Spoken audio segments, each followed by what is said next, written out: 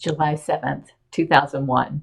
This is an email from my mother to me, and I'm going to have to do a little bit of ad-libbing as we go along, or it's not going to make any sense to you.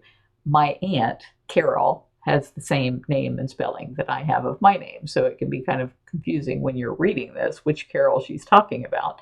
So I'll clarify as I go through. This was from my mother's email to my email address, and she says, "Dear Carol," speaking to me. "Everything seems pretty normal here. The honeymoon cabin," she was up in Cherokee, where my grandmother had bought a mountainside and had turned it into little log cabins all over the mountainside and sold off tracts of land. And so my family had a number of little cabins up there. And at one time, the whole family moved up there, except for me, because I don't want to live in the mountains and I have the sanctuary to take care of. But they came back pretty shortly after that. So I'm not sure where this fell into that timeline.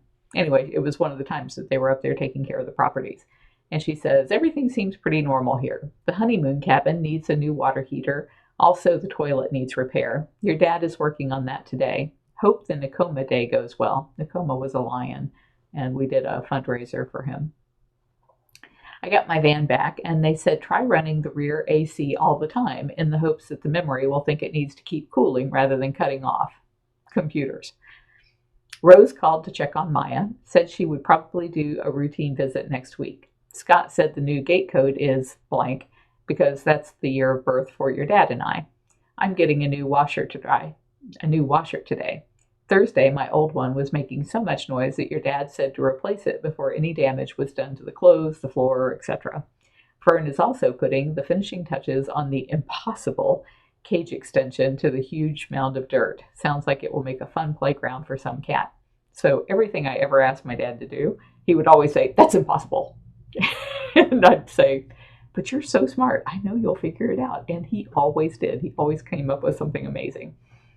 So it sounds like she's talking about my dad working in two different places, working both in the cabins and what he had done at the sanctuary.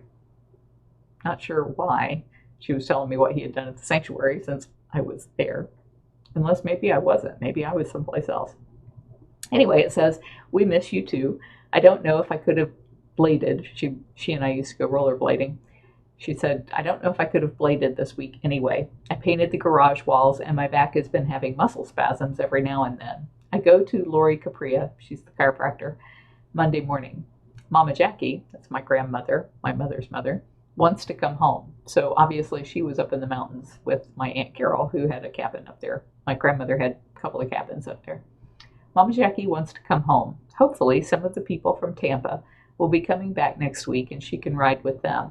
I got the impression that as a last resort, she was going to ask me to drive up and get her.